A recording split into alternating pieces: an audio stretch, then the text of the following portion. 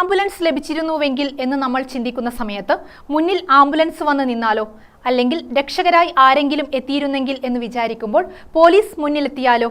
ഈ പറയുന്നത് അതിശയോക്തിയോ ഭാവനയോ അല്ല, യാഥാർത്ഥ്യമാണ്. പൂർണ്ണമായും സാങ്കേതിക വിദ്യയിൽ പ്രവർത്തിക്കുന്ന എമർജൻസി കെയർ സർവീസുമായി ആംബുവോൺ രംഗത്തെത്തിയിരിക്കുകയാണ്.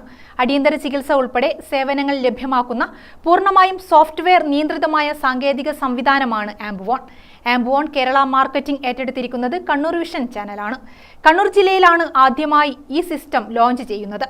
ബുധനാഴ്ച വൈകുന്നേരം 3 മണിക്ക് പുതിയതെരു മാഗ്നറ്റ് ഹോട്ടലിൽ ആംബുവോൺ ഔദ്യോഗിക launching Kannur range DIG Yathish Chandra ഉദ്ഘാടനം ചെയ്യുമെന്ന് സംഘാടകർ കണ്ണൂരിൽ വാർത്താ സമ്മേളനത്തിൽ പറഞ്ഞു. പൂർണ്ണ സാങ്കേതിക വിദ്യയിൽ പ്രവർത്തിക്കുന്ന എമർജൻസി കെയർ സർവീസാണിതെന്ന് സംരംഭകർ വാർത്താ സമ്മേളനത്തിൽ അറിയിച്ചു.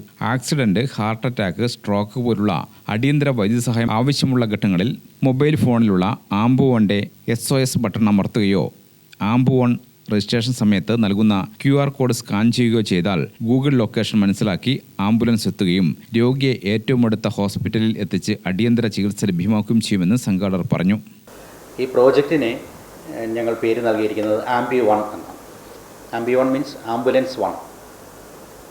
ഈ ആംബി-1 എന്ന് പറഞ്ഞ ഈ പ്രോഗ്രാം ഒരുപക്ഷെ അത് ഇന്ത്യയിലെ തന്നെ എമർജൻസി കെയർ മാനേജ്മെൻറ്റ് സൊല്യൂഷനിൽ ഫുള്ളി ടെക്നോളജി ഡ്രിവൺ ആയിട്ടുള്ള മറ്റ് സംരംഭങ്ങളൊക്കെ ഉണ്ട്. ഫുള്ളി ടെക്നോളജി ഡ്രിവൺ ആയിട്ടുള്ള ഇന്ത്യയിലെ ആദ്യത്തെ സംരംഭം എന്ന് തന്നെയാണ് ഞങ്ങളതിനെ വിശേഷിപ്പിക്കുന്നത്.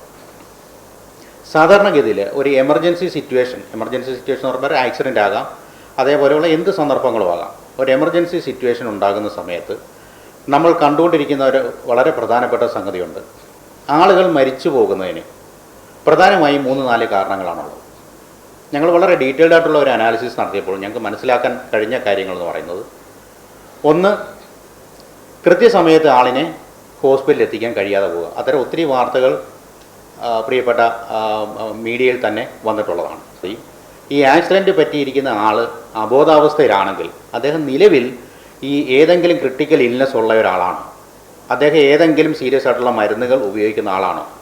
അപ്പോൾ അങ്ങനെ വന്നാൽ നമുക്കറിയാം, അപകടാവസ്ഥയിൽ എല്ലായ്പ്പോഴും വളരെ ഉയർന്ന ഡോസിലുള്ള മരുന്നുകളായിരിക്കും ആളിനെ രക്ഷിക്കാൻ വേണ്ടി നൽകുക.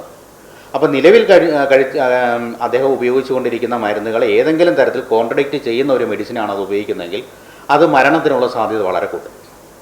അപ്പോൾ ഇങ്ങനെ ഒരു പ്രധാനപ്പെട്ട ഒരു 3-4 കാരണങ്ങളാണ് നമുക്ക് ഈ അപകടങ്ങൾ ഉണ്ടാകുന്ന സമയത്ത് ആളുകൾ മരണപ്പെട്ടു പോകുന്നതിന് കാരണമായി തീരും.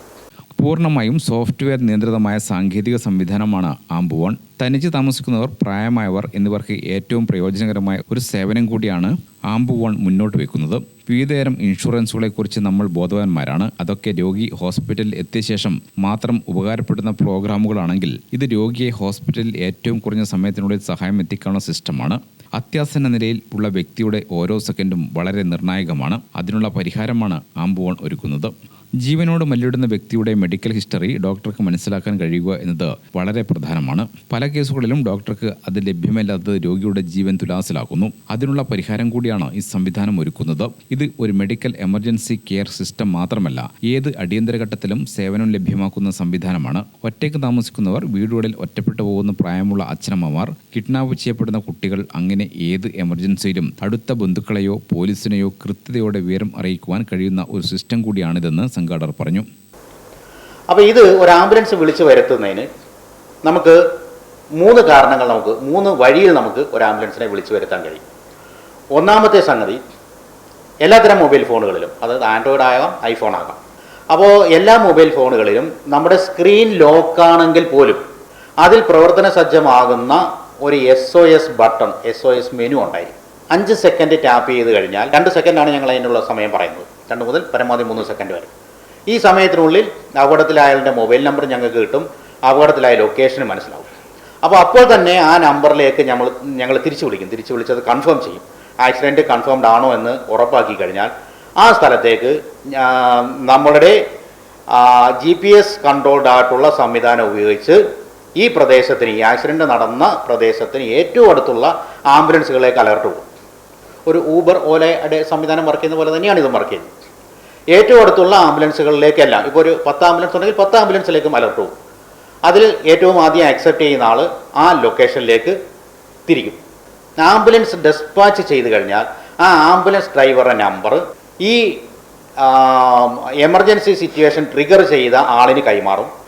ഈ അപകടത്തിലായ ആളിൻ്റെ ഉറ്റമിത്രങ്ങളെ, അതായത് ഇങ്ങനെ ഒരു അപകടാവസ്ഥ ഉണ്ടായിട്ടുണ്ട്, ഈ അപകടാവസ്ഥയായ ആളിനെ ഞങ്ങൾ ഹോസ്പിറ്റലിലേക്ക് കൊണ്ടുപോവുകയാണ്, ഇന്ന ആംബുലൻസിലാണ് കൊണ്ടുപോകുന്നത്, ആ ആംബുലൻസ് ഡ്രൈവറുടെ നമ്പർ കൂടെ ഞങ്ങൾ ഇതിനോടൊപ്പം അയക്കുമെന്ന് പറയും. വാർത്താ സമ്മേളനത്തിൽ സിഒഐ കണ്ണൂർ ജില്ലാ president P Sasikumar, Kannur vision MD M Vineesh Kumar, ആംബുവോൺ executive vice president KP Sivaprasad, ആംബുവോൺ vice president Thampu John, Kannur vision chief operating officer KG Jayaraj എന്നിവർ പങ്കെടുത്തു. ഗ്രാമിക ന്യൂസ് കണ്ണൂർ.